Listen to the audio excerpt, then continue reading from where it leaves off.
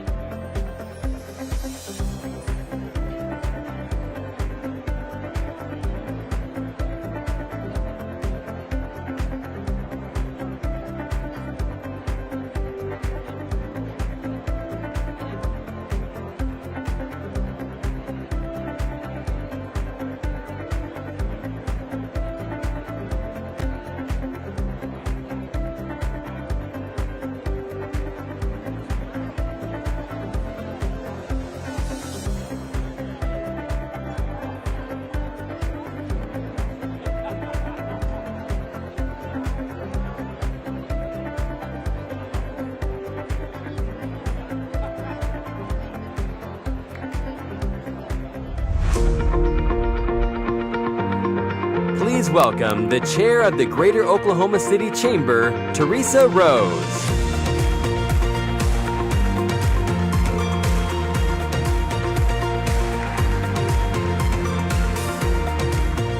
Good morning. Good morning. I hate to interrupt all of this great conversation, this camaraderie. I was just standing over to the side and thinking, you know, these kind of conversations and events where we get to come together and be together and renew friendships and make new friendships is one of the ways that Oklahoma City is so special. And I think one of the core reasons that we have made the success and the growth that we have. So thank you all so much for being here. Welcome to the Greater Oklahoma City Chamber's 26th Annual State of the City. I am so excited that all of you could be here today as we hear from Mayor David Holt in the celebration toward progress of our city and our focus on continuing the momentum across every part of our community. Before continuing my remarks, I'd like to give a shout out to some special thanks today to our presenting sponsor, the Oklahoma City Thunder. Since the very first State of the City event, our organization has hosted more than 20 years ago. Clay Bennett, then with Dorchester Capital, and now with the Oklahoma City Thunder, has sponsored this event. Thank you, Clay, and thank you, Oklahoma City Thunder.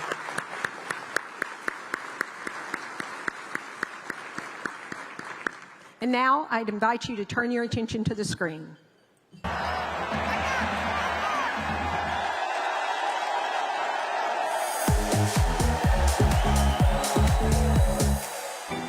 Thank you, Oklahoma City.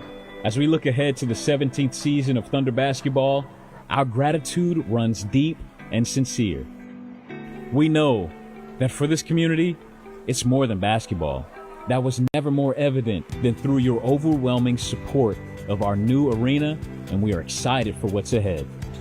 To our corporate partners, season ticket members, many of whom are in this room today, you are our lifeblood, and we couldn't do it without you. We're also grateful to our entire community. We could feel your passion every step of the way this past season, game after game. In OKC, the way you showed up in our return to the playoffs was simply incredible. Whether you got into the spirit by decorating your business, came to Thunder Up in the Park, or arrived early at a game and were able to put on those playoff t-shirts again, you made Loud City the talk of the NBA. As a token of our appreciation, there's a gift at each seat today that features a piece of Thunder history, a swatch of those coveted playoff t-shirts. The 2024-25 season is quickly approaching, and we're grateful for the honor to continue to represent Oklahoma City to the world. Thank you, and Thunder Up.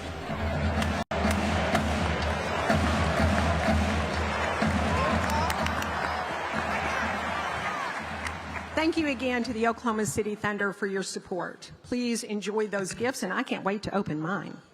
I'd also like to recognize our platinum sponsor, Express Employment Professionals. Please direct your attention to the screens again. Hiring is a lonely business. Posting jobs everywhere, sifting through resumes, being ghosted. What if you could link with dozens of qualified candidates who are ready to work right now with just one connection? That's Express Employment Professionals. One call. Great candidates. Problem solved. One connection. The workforce you need. Express Employment Professionals.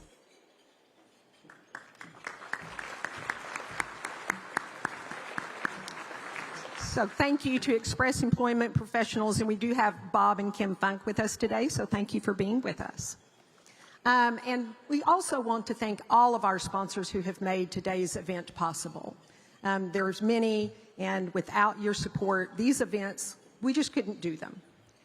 As we hit the halfway point of 2024, it is safe to say that your chamber is hitting on all cylinders. The challenges and the changes of these last few years have shaped our approach and are opening new doors for success. The planning and preparation that we have done and are continuing to do this year will set the stage for decades of growth. Partnering is a core value ingrained in the fabric of our community. That is part of what is making us more competitive. Partnerships with Tulsa, partnerships with our 10-county region, and even partnerships with other organizations in other states, from Texas to Los Angeles to Canada. We are positioning our city for unparalleled growth. One of our top priorities for the Chamber is the growth of our economic base and the continued diversification of our partnerships as the keys to our future success. We have launched 2 significant initiatives this year to help grow certain critical sectors. To ensure advanced manufacturing businesses in the greater Oklahoma City region have access to the talent they need to grow, the Chamber led an effort to launch Oklahoma's first chapter of the Federation for Advanced Manufacturing Education, or FAME. Created by Toyota, FAME is a national, highly successful, hybrid academic and hands-on training program designed to help students prepare for highly skilled, globally competitive jobs. Joining with OSU OKC as the educational partner, OKC FAME secured partnerships with manufacturers, IDEX Energy, Advanced Flow Solutions, Climate Control Group, and Omada International, which will employ the OKC or OSU OKC FAME students. Last month, 8 students celebrated as the first OKC FAME cohort graduates. And this is, yes, outstanding.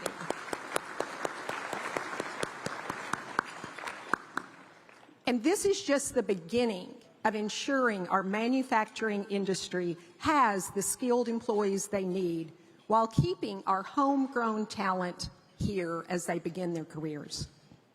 The Chamber also led an effort to relaunch our state's Bioscience Association, now named Life Science Oklahoma, with a renewed focus, a new format, and new leadership to help support the businesses and organizations within Oklahoma's life sciences and healthcare communities. As a key advocate for these industries, Life Science Oklahoma will build on the state's strengths of research and innovation, private-public partnerships, and established infrastructure and the federal investment of the Build Better grant. We are expanding our efforts at the federal level as well to make sure that Oklahoma City and the region can continue to compete for important grants like the Build Back Better grant and funding that will support our strategic efforts. Partnering together to continue to fight for stronger business climate in our state, larger investments in education and workforce development, and in the economic development projects that will bring greater prosperity to Oklahoma. And that advocacy has already seen some positive outcomes. As the Chamber worked with Congressman Cole and other members of our federal delegation to provide substantial federal funding for the nation's premier FAA Flight Training Center here in Oklahoma City. Now, with our advocacy at the state level, we achieved some great things during the last legislative session. A significant achievement was the transformation of the Oklahoma Department of Commerce with the passage of 2 critical pieces of legislation that will refocus that department on what it is chartered to do: grow, develop, expand, nurture, and support the Oklahoma economy and Oklahoma businesses.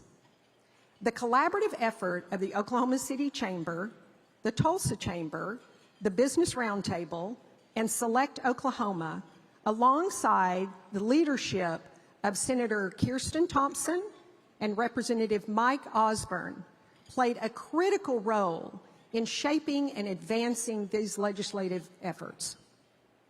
These efforts underscore a collective commitment to revitalizing Oklahoma's economic strategy and fostering sustained growth and opportunity across our state. Another significant accomplishment of the year is the completion of our new economic development strategy. As a city, it was time we set in motion a new strategic plan that removes the terms underdog and best kept secret. I hate those words. When describing our city, we are competing at a different level, and we have earned our place at that table.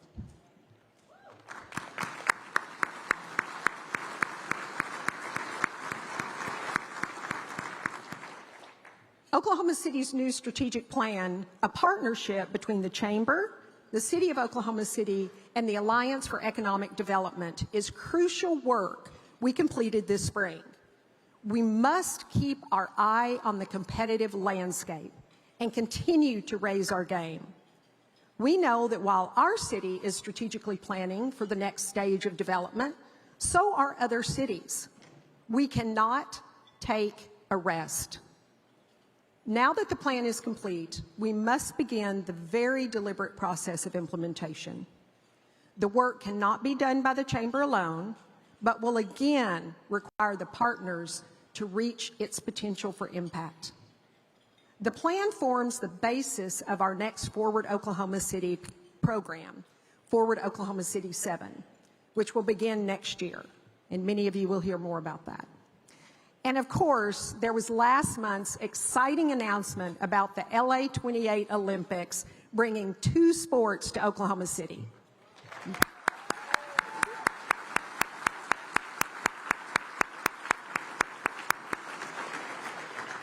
While we are waiting final approval, I do want to recognize the mayor for his leadership and our partnerships with the City of Oklahoma City, Riversport OKC, and USA Softball, working closely with us to create a plan with our LA 28 partners on the delivery of these sports in 2028. Now, ladies and gentlemen, this is a once-in-a-lifetime project that offers our city an international platform to showcase our region like never before, building on our city's decade-long commitment to self-investment and value sustainability for these sports. Our work for 2024 is clearly not done. While I'm proud of our progress and our momentum, we have several big projects left to complete. One of the ways that our city has changed most dramatically, and that I'm actually very proud of, is our growing appeal as a visitor destination. The momentum in the last 5 years is staggering. The new convention center that we're in today, which is beautiful, and the adjacent Omni Hotel, which is gorgeous as well, the First Americans Museum, the National Hotel, just 4 examples of the wonderful things that are going on in our city. Our hospitality industry is vital to our economy and to the lifestyle that we all enjoy, from restaurants to destination shopping and so many more attractions, so many more ways to spend time with our family and our friends. The annual impact of our visitor economy continues to grow, with a direct impact of $2.6 billion a year, and our potential is even greater. The upcoming vote on August 27th to raise the hotel tax is critical for several reasons. First, it increases the amount of dedicated funds that we have to promote and market our city. For the first time in 50 years, we are far underspending all of our competitive markets, and by a good margin. We have built a great city, and it's time we have the resources to tell the world our story. These new funds collected are vital to promoting tourism, attracting large conventions, and improving our fairgrounds and convention center facilities. The other advantage, we collect around $350 million a year in taxes from tourism. That is money that we don't have to spend out of our pockets, that funds city services, streets, roads, and other essential government services. We can increase those resources for our community. So please, partner with us and vote yes on August 27th, and help us share this message, please.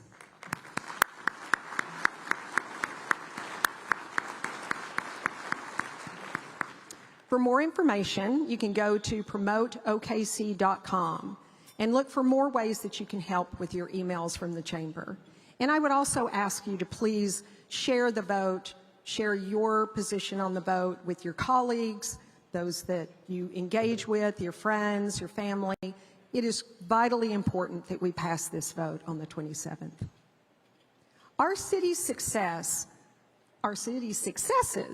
are because of tireless work from many of you in this room and across our community.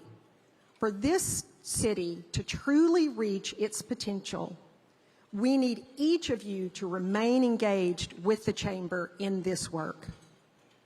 Our role in the community is critically important.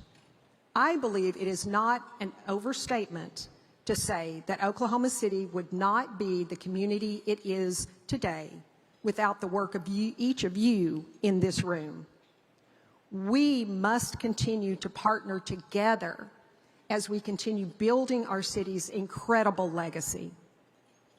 It is an exciting time to be in this city, and I know that after the mayor's presentation, we'll have even more to look forward to. No pressure, David. But before we hear from the mayor, I would like to invite you to enjoy your lunch, enjoy the screens, the messages on the screens, the sponsors who have helped us with today's event. Be back to you soon.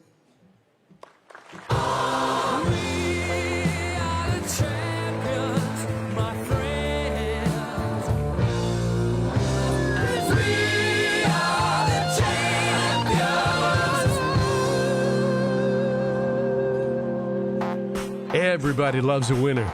That's why Post Oak Toyota is proud to be a winner in the business community of a city that is winning bigger than ever every day. A city that's home of the only major pro sports team in Oklahoma, an official U.S. Olympic training site, the horse show capital of the world, the native and indigenous peoples capital of the United States, home of the Women's College World Series, the Big 12 baseball tournament, and the World Cup of softball. We put our roots down here because our values line up perfectly with the values of our city. We weren't just joining a business community, we were becoming part of a family that gives OKC its heart. We believe that commitment to people is a business's best bottom line, to invest in the individuals who make our community thrive, our employees, our clients, valuing relationships over mere business transactions. So for the past 2 years, when we won Toyota's President's Award and 2023's achievement of being the most successful nameplate in the entire state, it was 100% confirmation that the way we all win together is the way we invest in people, nurturing growth, rewarding excellence, building trust. We win together when we focus on being good neighbors and giving back to our community. We win together when we insist on a distinctly fair, transparent Oklahoma way of doing business. All in this special place in America where big dreams take root and grow like giant oaks. Post Oak Toyota, we heart you, OKC.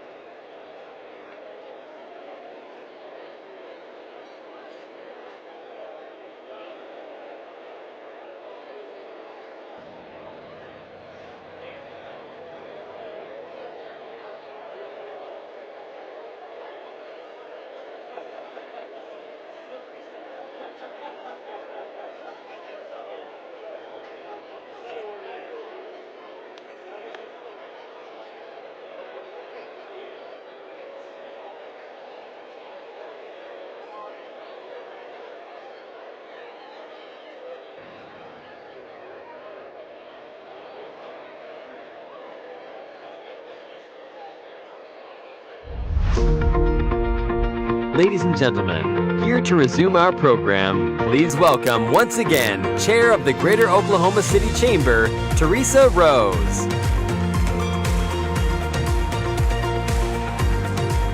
Thank you. And I know some of you are still getting your lunches and enjoying your lunch, so please continue to eat as we continue with our program. Now, shortly we'll be hearing from our dynamic mayor, who brings so much excitement and engagement to his role as the leader of Oklahoma City. But at this moment, I'd like to recognize all of the elected and appointed officials in the room. At this time, if you're elected or appointed, please stand so we can show you our appreciation.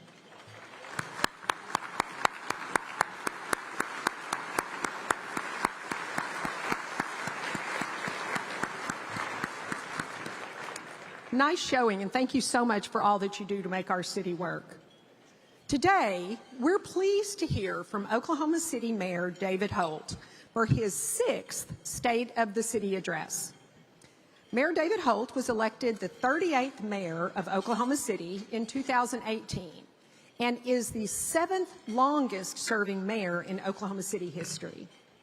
He was first elected with 78% of the vote and was re-elected in 2022 with the second most votes in Oklahoma City mayoral history.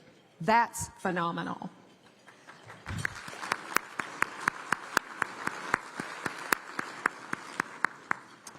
A member of the Osage Nation, he is the first Native American mayor in Oklahoma City's history.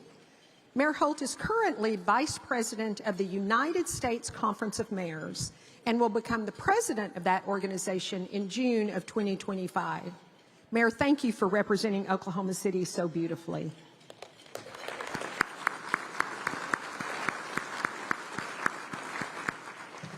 Now, some of you may not have known this, but Time recently named Mayor Holt as one of the 100 next most influential people in the world. And German newspaper Die Zeit recently wrote that Mayor Holt is anything but an ordinary politician, and I think we locally would agree with that.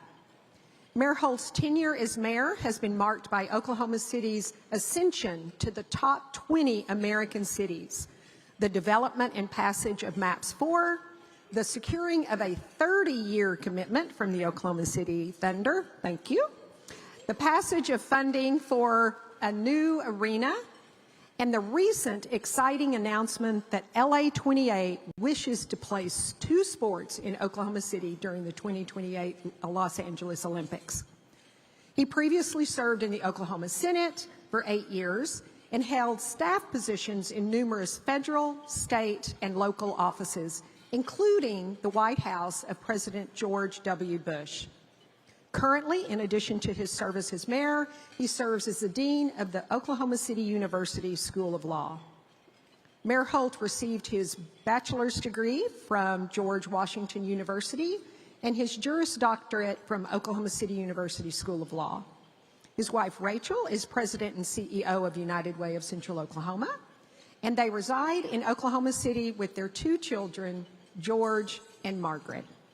Ladies and gentlemen, please join me in welcoming the 38th mayor of Oklahoma City, David Holt. Cause I got a really big team, and they need some really big rings. They need some really nice things. Better be coming with no strings. Better be coming with no strings. We need some really nice things. We need some really big rings. Well, thank you, Teresa. Thank you to you and your board. And thank you to Christy Gillenwater and her team. Thank you to everyone at the Chamber for your partnership, your leadership, and for hosting this event, which provides a vital platform every year for our community. And thank you all for making time today to consider the state of our city, where we have been and where we are going. Last year, at this time, our city faced one of the most important decisions in its history.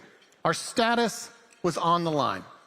The way that we have seen ourselves for the last 2 decades was at stake. Without a new arena, we wouldn't be the long-term home of any major league professional sports team. And without that foundation as a big league city, we would have a very different and diminished canvas upon which to paint. So I spent my time on this stage a year ago laying out the situation and the broad strokes of a plan.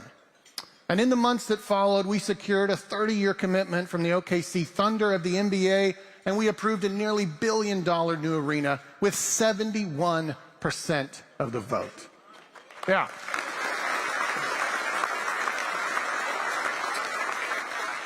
We secured our status as a big league city for another generation. This was a historic moment in our city's history.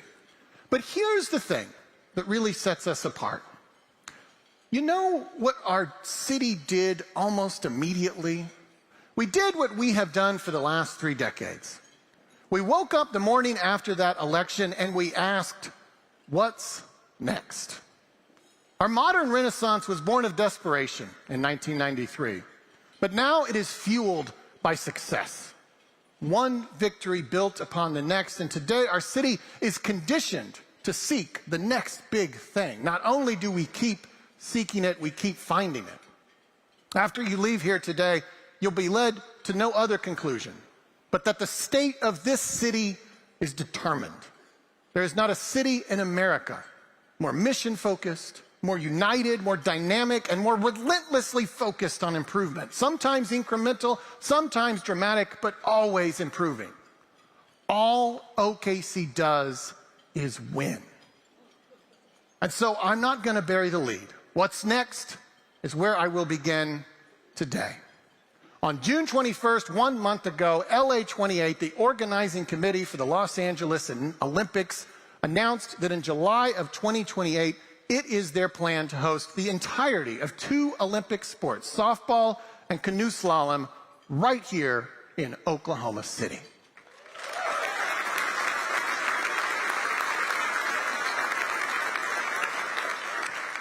These sports currently encompass over half a dozen events, each awarding a gold medal, nearly 2 weeks of competition, hundreds of athletes, and 200,000 tickets.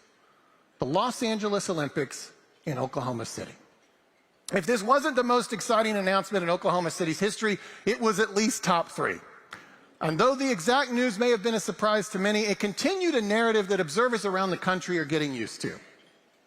If you leave here with only one thought today, I hope it is acknowledgement and pride that what you are experiencing right now as a resident of Oklahoma City is not typical. This is not what it is like to live in every city. You are living in a special place at a unique time. So my first goal today is for you to live in that moment.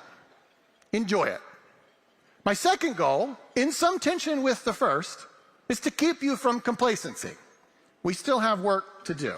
The journey of a city never ends. As such, there are a few answers to the question of what's next that I want to share with you today. First, let's talk about the 2028 Los Angeles Olympics.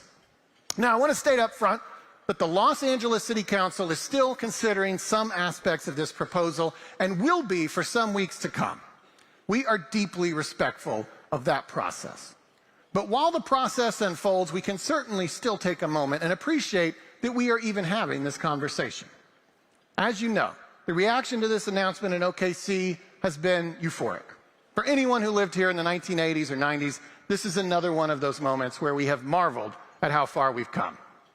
Even though I've been working on this for 6 years, as a kid from OKC, the opportunity still fills me with awe every day.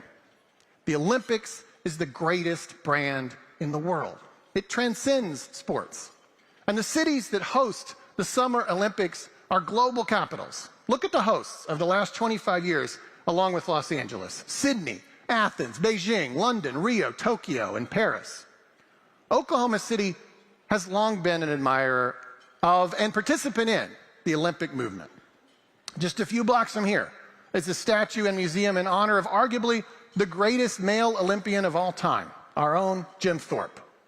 We are the home of the Softball Hall of Fame and the International Gymnastics Hall of Fame. One member of the latter is arguably the greatest female Olympian of all time, Nadia Comaneci, who lives right here in the OKC Metro. And her husband, Bart Connor, leads a list of many gold medalists and Olympians with OKC ties, too numerous to mention here.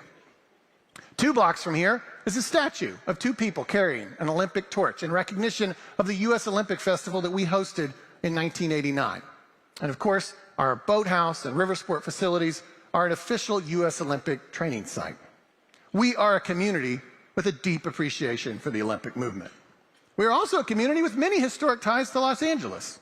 Route 66 takes you from one to the other. Our baseball team is the AAA team of the Dodgers. We share favorite sons, from Ed Ruscha to Russell Westbrook. We have countless residents who have journeyed to LA to create some of the world's greatest film, music, and art. Oklahoma City has great respect for the global capital that is Los Angeles. Though these historic connections are part of the narrative, ultimately this is a story of investing in ourselves and leveraging those investments through relationships. The seeds were planted through our residents' willingness to vote for and fund facilities. In 1987, our softball stadium first opened. It was improved multiple times through the years, with the most important coming through approval by our voters in 2017 of a nearly $30 million expansion, part of the Better Streets, Safer Cities initiative. Today, that stadium, the longtime home of the Women's College World Series, is 2.5 times larger than any other softball stadium in the world. In 1993, our voters approved funding through the original maps to put water in the Oklahoma River. Led by visionaries like Mike Knopp and Aubrey McClendon, this investment led to a rowing community. Mike advocated that a whitewater facility was the next logical step in our evolution, and in 2009, our voters approved funding through MAPS 3 to add that course, which opened in 2016. What we now call river sport has hosted 2 of the 3 canoe slalom U.S. Olympic trials that have occurred since, and our course is the only one in the western half of the United States. 6 years ago, over dinner at a restaurant about a mile from here, my friend and then Los Angeles Mayor Eric Garcetti first asked what I would think about hosting the Los Angeles Olympic canoe slalom events here in OKC. There will be a time and place to tell the story of everything that happened in between, but suffice it to say, we couldn't have reached this point without our friends and partners in Los Angeles, including Mayor Garcetti, Mayor Karen Bass, and especially LA 28 leader Casey Wasserman and his team. It has also been vital for the governing bodies to believe in OKC. We are thankful for the relationships within the international sports of canoe slalom and softball that were cultivated over many years by Mike Knopp at River Sport and Craig Kress at USA Softball. We wouldn't be here without Mike and Craig and their teams, as well as our friends and partners at the International Canoe Federation, led by President Thomas Konietzko, and the World Baseball Softball Confederation, led by President Ricardo Fracari, and the many other national and international governing bodies involved in this decision. We have full confidence that Los Angeles will deliver the greatest Summer Olympics in the history of the Games. We would have been proud to simply share a country with such a city, but we have the opportunity to do more than that. Oklahoma City has the opportunity to directly support LA in its work 4 years from now. We are inspired by LA's careful planning and vision for the 2028 Los Angeles Olympics, and we look forward to partnering with LA 28 to deliver a dynamic experience for the athletes and fans of canoe slalom and softball. We guarantee that our city will deliver a special, unique, and memorable experience worthy of the 2028 Los Angeles Olympic Games. Though our community has already addressed the most expensive part of this endeavor, constructing the venues, there is obviously more to our role. The magnitude of this is far-reaching. We will anticipate it every day for the next 4 years. The events themselves will dominate our city's life in the summer of 2028, and the legacy will leave our city and our residents forever changed. Leading the implementation of this historic moment will be the Chamber that is hosting us today. Last summer, we asked the Chamber to take on the role of leading our community's hosting efforts, and they have been hard at work ever since. The special relationship between our city government and this Chamber continues to serve our city. For now, we will continue to respect and monitor the process as it plays out in Los Angeles. In the meantime, the Paris Olympics commence Friday. Softball is not being staged, but canoe slalom begins this Saturday and continues for 10 days, awards 6 gold medals, and concludes on August 5th. I would strongly encourage you to tune in and start raising your knowledge level. You are already unquestionably the best softball fans in the world. I need you to be the best canoe slalom fans as well. Beyond Paris, in the months to come, there will be much more to say about the 2028 Los Angeles Olympics and this historic opportunity for Oklahoma City. Now, to a topic you've heard a little bit about that is very near term. Together, we have built a city that is drawing people and events like never before. Coming up in just about a month, on Tuesday, August 27th, we all have an opportunity to significantly boost our efforts to attract visitors to the direct benefit of our residents. I want to say a few words about that. First of all, and we probably don't think about this enough, but visitors are paying for our city's core functions. Not only is the visitor industry responsible for $2.6 billion a year in economic impact to OKC, we estimate visitors pay at least a quarter of our city's sales tax. That means visitors are paying to fund our police officers, our firefighters, our streets. Visitors also drive improvements in amenities and services that we all enjoy, like nonstop flights at the airport. So we would love to welcome more visitors, and we can. After 3 decades of investment, we have the venues, the hotels, and the attractions. All we lack are the resources to market the city to visitors and to support events that draw visitors here. Traditionally, these resources have come from one source, the hotel-motel tax. On August 27th, we will have the opportunity to vote yes to raising the hotel-motel tax, which will put more resources into those efforts without raising taxes on our residents. Most cities use their hotel-motel tax to support their visitor industry, as we propose here.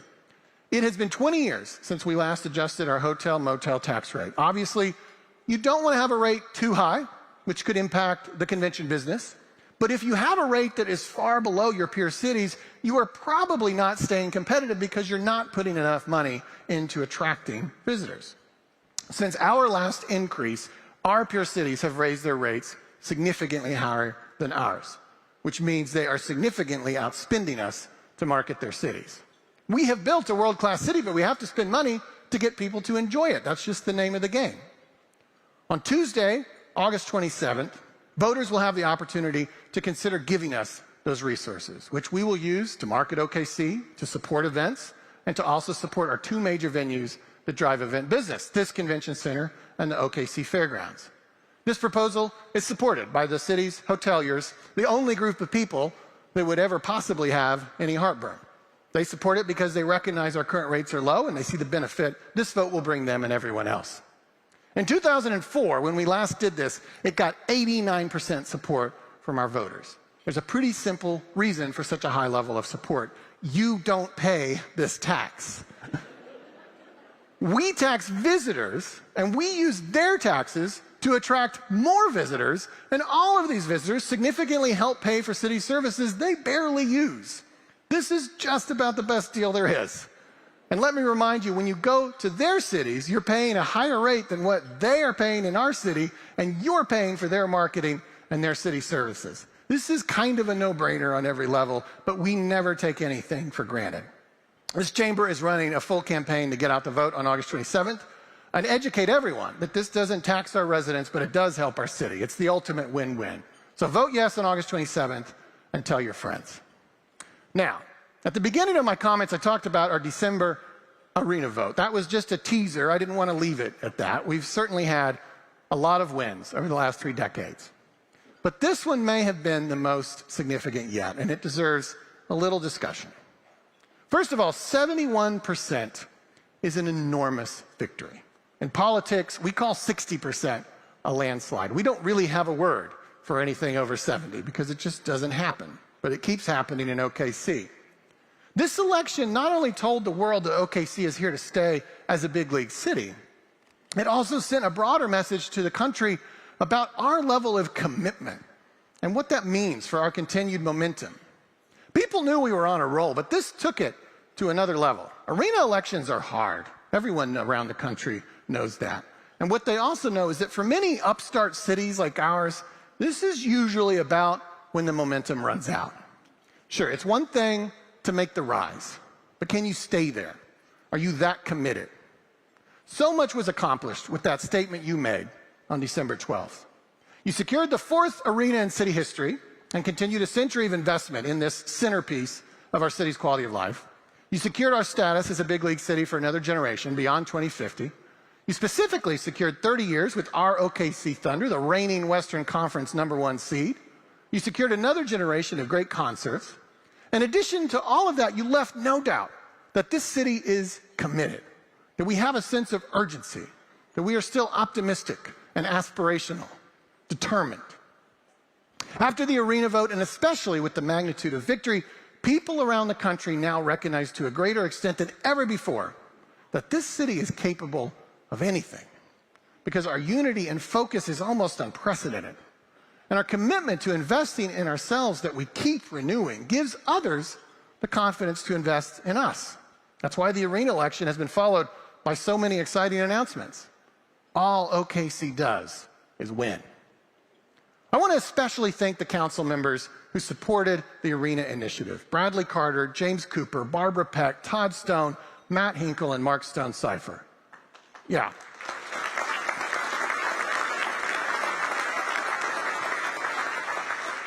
These folks stood up for our city's best interests, and sometimes that's not as easy as it may sound.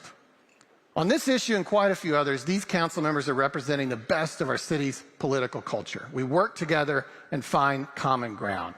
I know you just did it, but let's do it again. Let's show our appreciation to our entire city council.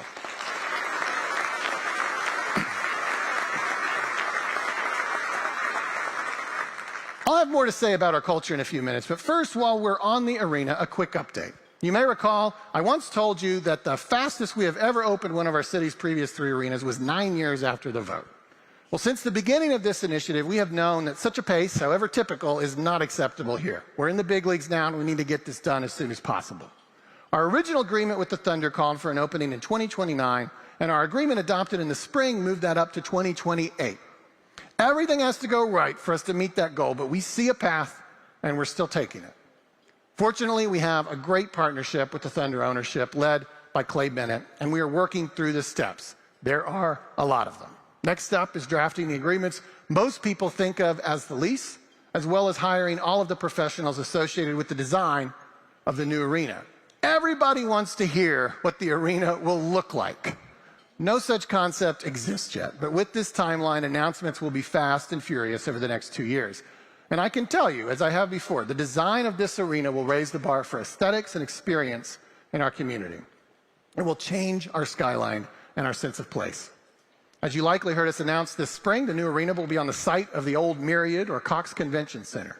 Before you know it, on that block will stand our city's first true NBA arena. And when it opens, you're going to look up and finally say, that's the arena of a top 20 city. Even as we work on this kind of endeavor, we never lose sight of our core infrastructure needs. As you know, passage of Better Streets, Safer City in 2017 put nearly $1 billion into the city's core infrastructure, with almost $800 million of that dedicated to street repairs. Well, that means about 430 individual street projects across this sprawling city of 620 square miles. I want to remind you, we are one of the 5 largest cities in the United States by size. As you've heard me relate here before, you can fit about 15 typical American cities inside ours. As a result, we have 8,000 lane miles to maintain. That's enough road to drive from Oklahoma City to Maine, then from Maine to San Diego, and then from San Diego to Seattle, and then back to Oklahoma City. And we maintain all of that with the tax dollars of our 700,000 residents. So improving the average rating across the city is not easy. But Better Streets, Safer City was ambitious and big enough to make a difference. Let me explain. In the street maintenance world, a street is rated on a scale of quality from 1 to 100 on the Pavement Condition Index, the PCI. 70 is considered satisfactory. When Better Streets, Safer City began, our average for the entire city was 63. This coming year, we expect to finally reach 70. That's a big movement in the average in a relatively short amount of time, considering the size of our inventory. And obviously, reaching the official satisfactory level citywide is a big milestone. But this work is never done. And a city our size has many needs beyond streets. So we come back to you on a regular cadence to authorize another round of core infrastructure work. And our voters passed bond issues in 2000, 2007, and 2017, which means it's now 2024, and it will be time again soon to come back to you with another list of projects addressing the city's basic needs. Planning for that is getting underway, and in the latter part of 2025, we expect to have that package in front of you for your consideration. By the way, thus far, we've also received over $100 million in funding from the bipartisan infrastructure law, and we'll continue to seek federal support for our infrastructure. In addition to the funding the city received directly, the state recently received a $17 million grant from the bipartisan infrastructure law that will provide a new pedestrian bridge over the Oklahoma River alongside the new planned I-35 bridges.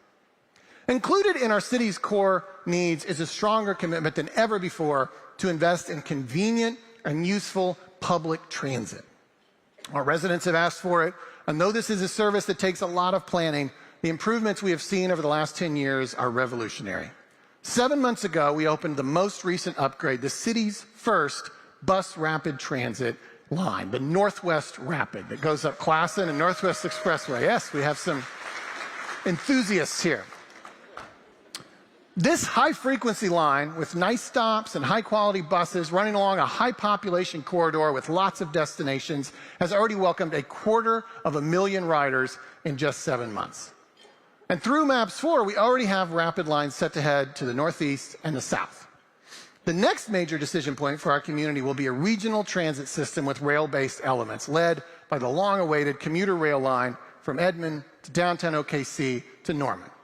A regional transit authority comprised of OKC, Edmond, and Norman has been meeting for the last 5 years to develop this plan. Led by Chairman and former Governor Brad Henry, the RTA is getting much closer to having a plan for the three communities to jointly consider. This is a vital conversation for us to have because it sets us up for the next generation of growth. If you're not already tired of traffic, you're going to be, and when you are, it will already be too late. We recognized this coming need nearly 20 years ago, and that's how long this planning has already lasted. These systems take a long time to develop, fund, and implement. But the RTA is closer than ever to a major step in the process, and that is also something you're going to hear more about, as a proposal in that regard will also be ready for your consideration in the foreseeable future. Our city's renaissance may be operating on a lot of levels now, but it still stands on the shoulders of our city's original catalyst, MAPS.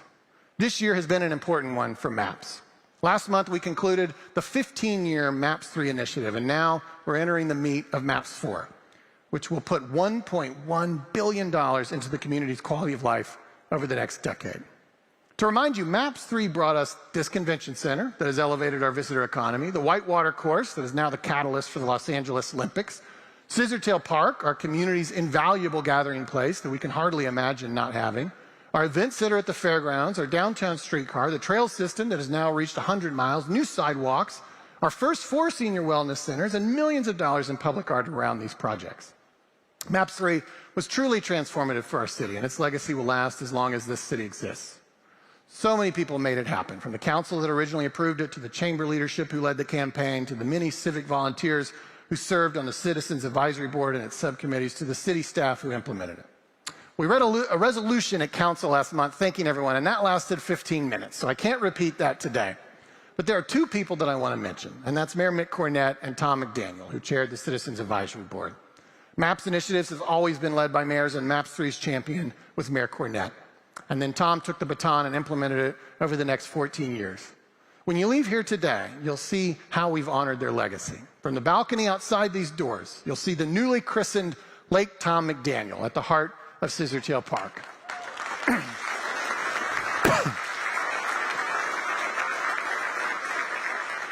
And directly to our north is Mick Cornett Drive, the address of this convention center. Why don't we thank everybody who made MAPS 3 possible?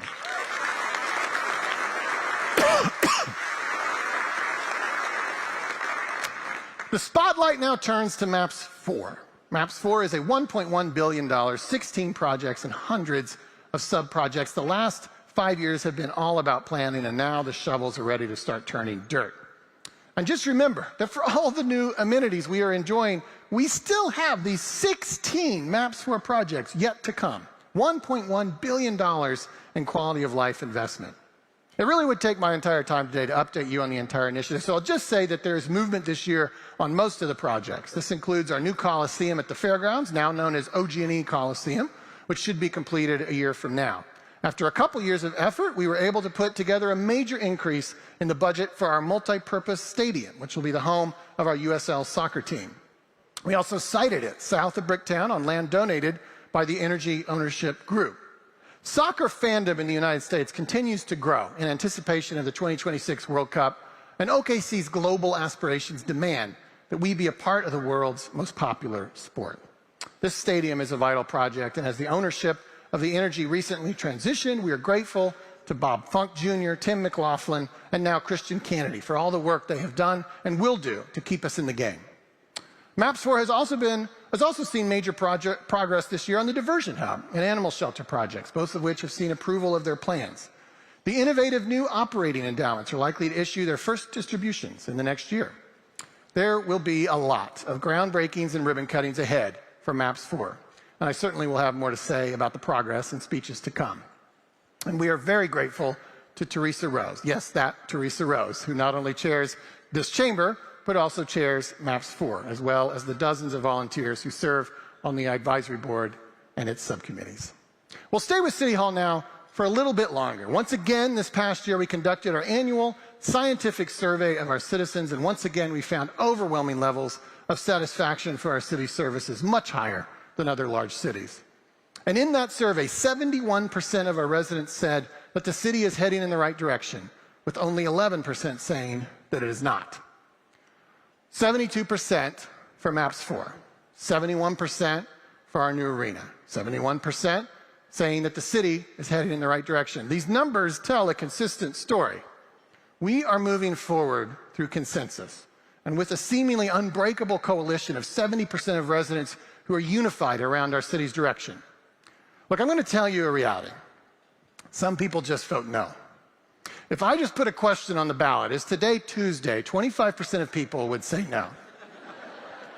That's just who they are. We love them, they're our friends and neighbors, but they are a little negative when it comes to everything. So when you're getting approval above 70%, you're actually getting close to 100% of the people that are even willing to say yes to something. The fact that we are pulling together that broad of a consensus is a testament to a unique political culture that I've talked about here before. Oklahoma County was 50-50 in the last presidential election. Its demographics almost exactly mirror the country. But Oklahoma City is ignoring the extremes of American politics. We aren't polarized. We are putting aside the things that could divide us, including and especially our political party labels, and we are working together as one OKC to get things done. And people around the world are taking notice.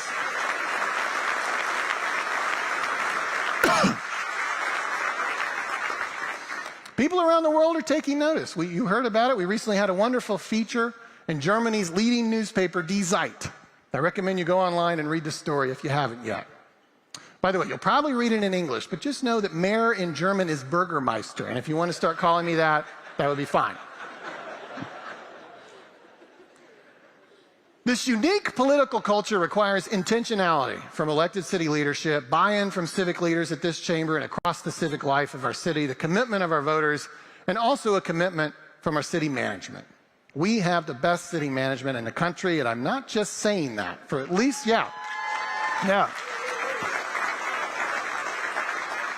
for at least the second year in a row, Wallet Hub has ranked OKC the #1 best-run city in the nation among all large cities. So I would certainly be remiss today if I didn't say a word about City Manager Craig Freeman, as well as his leadership team, his assistant city managers, his department heads, our municipal counselor's office, and our city auditor's office. These 5,000 city employees serve us every day, and I do mean every day. Let's show our appreciation.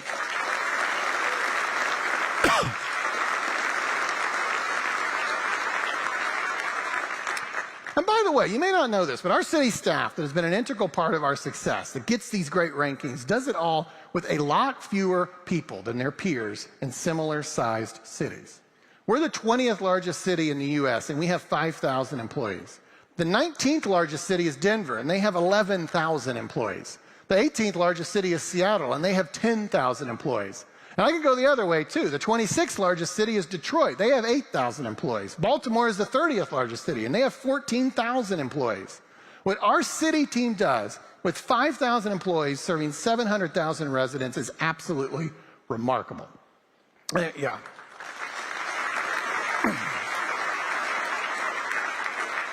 And I should mention that their work is supplemented by almost 500 volunteers who I have appointed to our city's boards and commissions.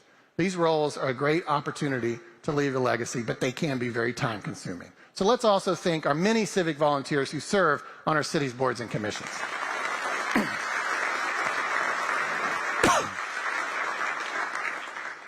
In the time we have remaining today, I'll highlight a few other topics. There is so much happening in this city that 30 to 45 minutes can hardly do it all justice. But I promise you that you're going to leave here today with an unprecedented level of pride about the state of our city, and I still have some more material.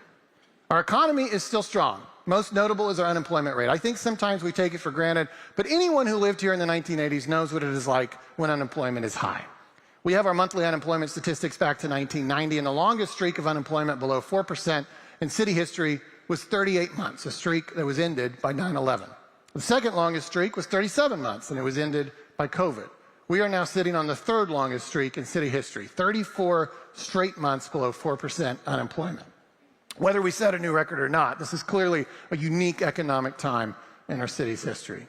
Meanwhile, this chamber works closely with our city team and the Alliance for Economic Development to pursue big-picture economic development strategies and specific projects. Recently, this chamber completed a new strategic plan for economic development that you just heard a little bit about. One important tool in our efforts has been our incentive funding, approved in the 2007 and 2017 bond issues. You'll see a proposal to renew that strategic tool when the next bond issue comes forward. Before we meet again next year, the Oklahoma City National Memorial and Museum will commemorate the 30th anniversary of the bombing. The memorial continues to give us a way to honor those who were killed, those who survived, and those changed forever. It also gives us a platform for applying the lessons of 1995.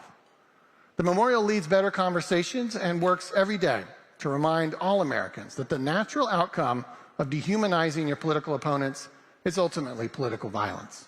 Especially in a national election year, we hope all Americans will heed this lesson. Okana, yeah.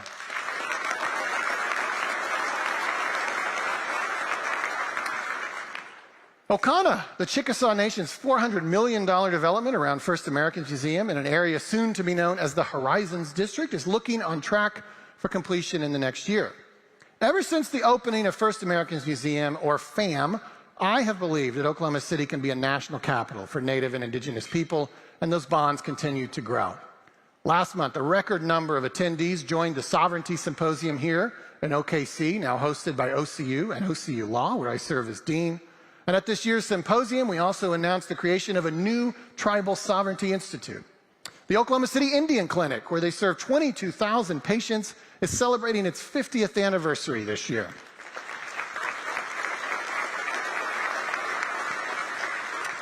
And FAM welcomed Secretary of Interior Deb Haaland this year, the nation's first Native American serving in a president's cabinet.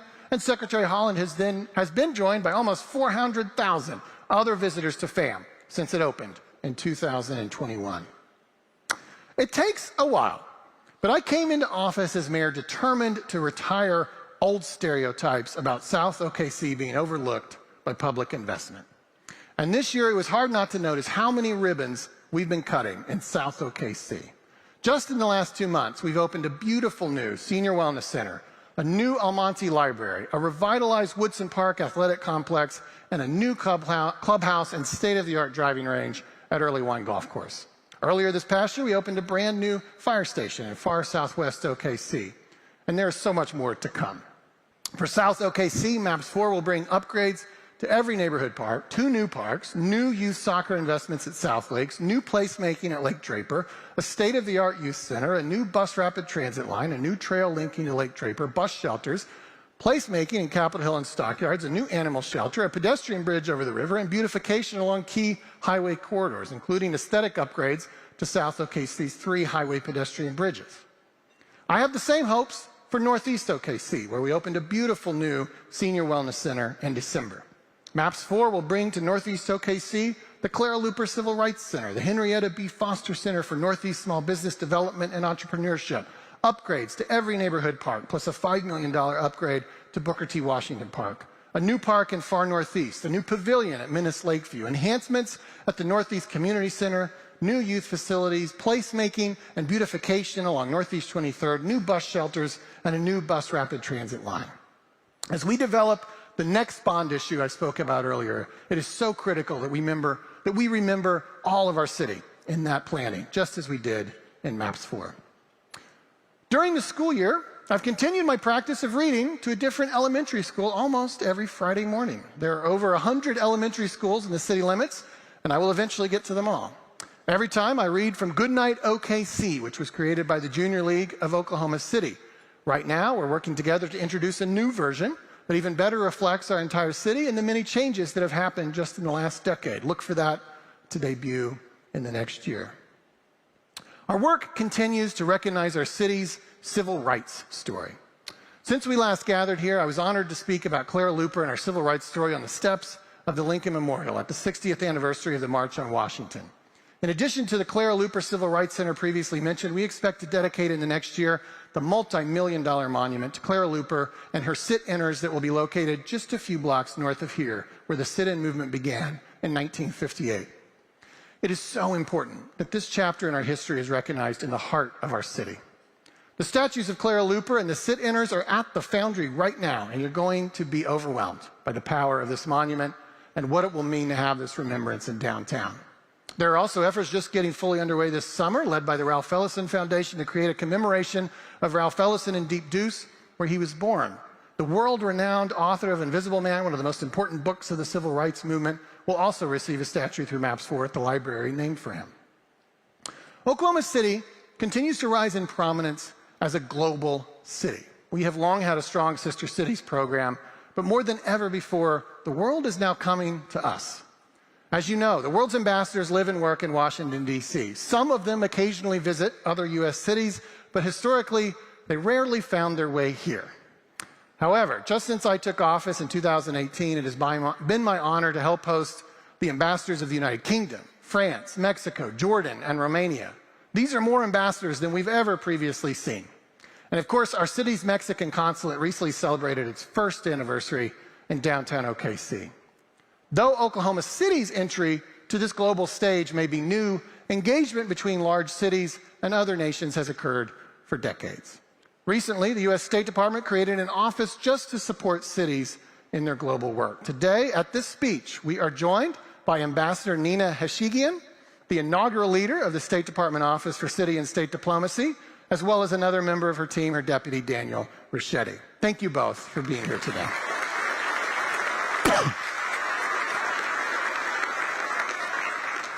I get to work closely with the ambassador and Daniel in my service as vice president of the U.S. Conference of Mayors, and next June I'll become president of America's Mayors. Oklahoma City Public Schools continues the work of implementing a $1 billion bond issue approved by voters in 2022. OKCPS also underwent a leadership transition this summer. We thank Sean McDaniel for his historic service as superintendent, and we wish Dr. Jamie Polk all the best in her new vital role. I know Jamie's here.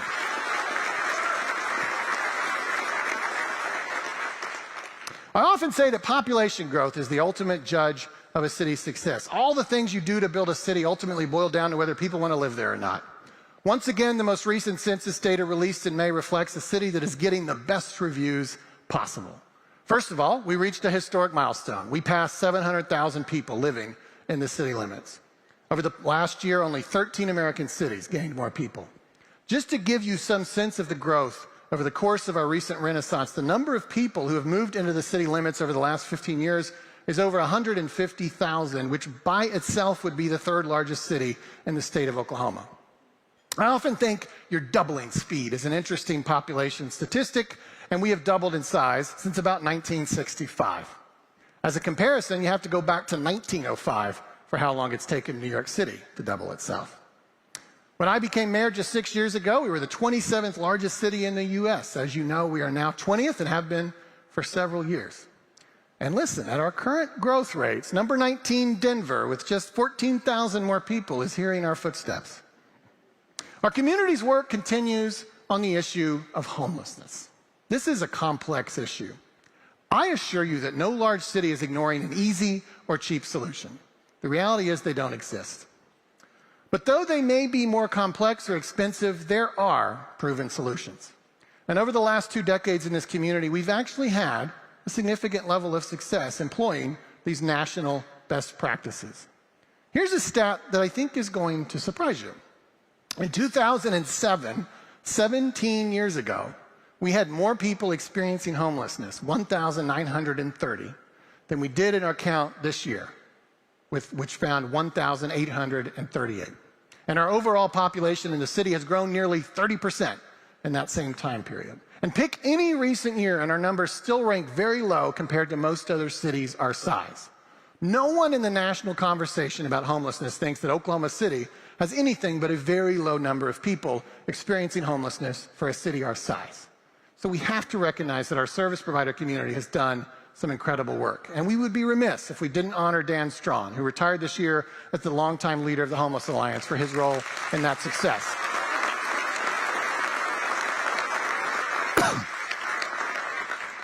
Having said that, none of that means much if you or someone you love is experiencing homelessness, or if you're in a specific area with a high incidence of homelessness. Zero will always be our goal. And despite our relatively low numbers, we can't rest because we are seeing a gradual growth trend in the last few years. It's measured in the hundreds, not in the thousands, but the number has been growing. And the pressure will only increase because our city's population is growing and our housing prices are rising with that demand, putting pressure all the way down the line. The good news is we know what to do. The bad news is it does cost money. At a macro level, we need more affordable housing, and you'll see us continue to push policy and incentives toward that goal.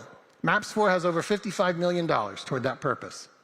On a micro level, the basic answer is that you have to approach people experiencing homelessness and offer them housing and wraparound services to address the host of challenges they face. If you do that, you'll have success.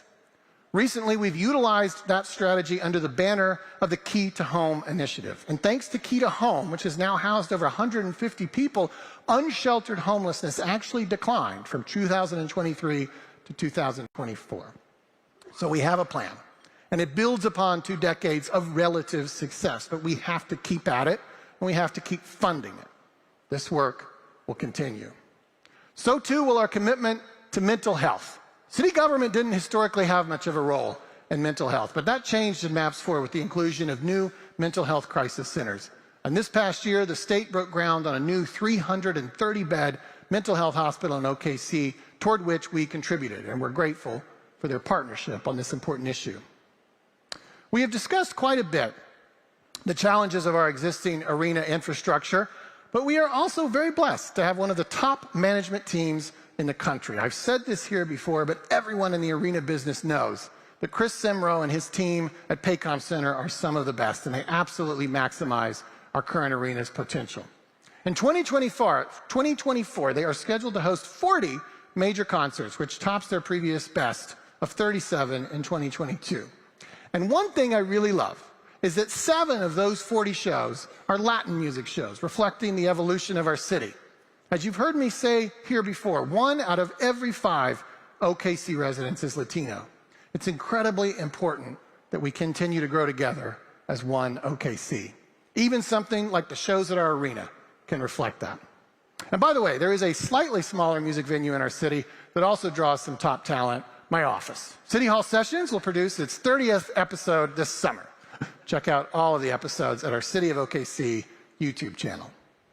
Our airport continues its amazing evolution. The effort is full speed ahead to add our first modern international nonstop flights. The customs area is just about ready. The next step will be recruiting the flights.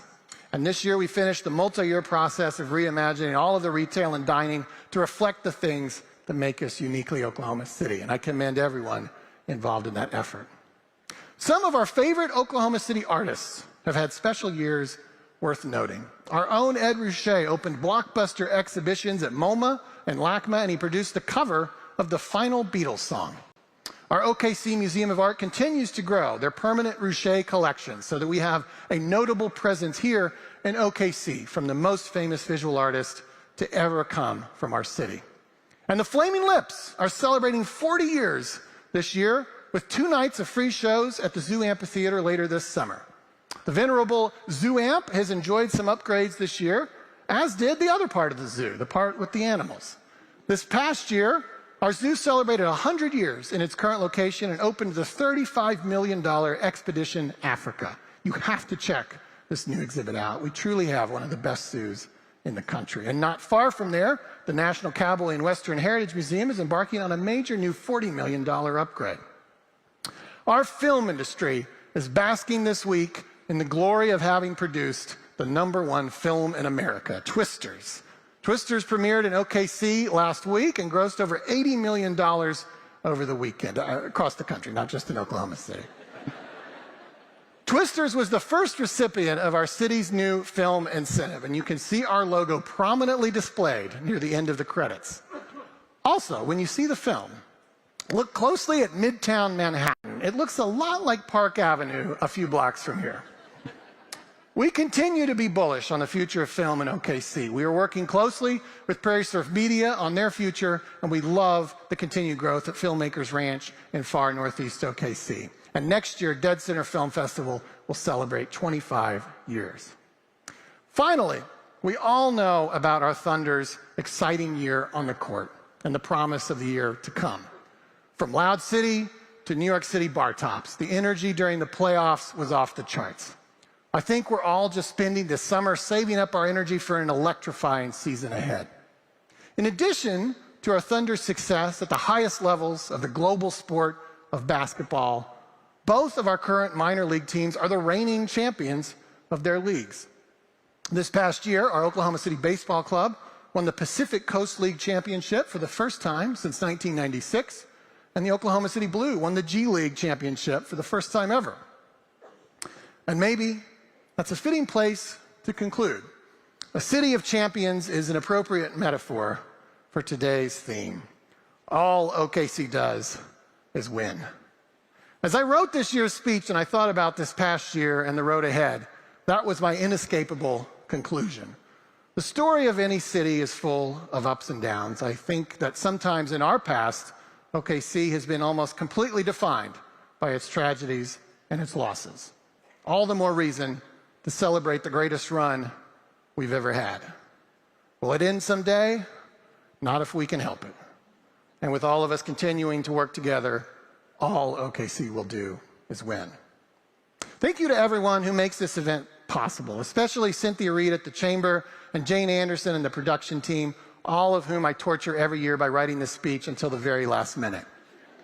Thank you to my family, Rachel, George, and Maggie, and my dad, Stroud, all of whom are here today. I'm proud of all of you, but especially Rachel, for your amazing work at the United Way. Our nonprofits are such a huge part of our city's success.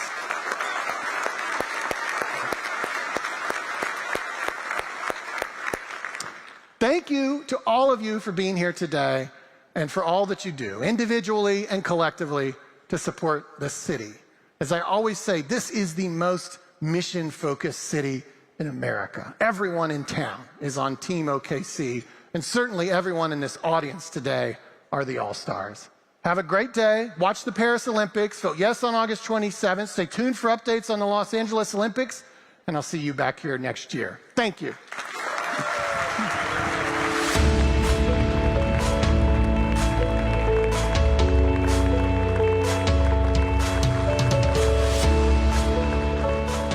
Thank you, Burgermeister Holt. We appreciate you so much. And as always, you bring inspiration and energy, reminding those of us that work so hard to make our city great that we are great. Thank you so much for your leadership. And thank you again to today's presenting sponsor, the Oklahoma City Thunder, platinum sponsor, Express Employment Professionals, and all of our sponsors that made this day possible. We appreciate you being here, we appreciate your time, and we are adjourned.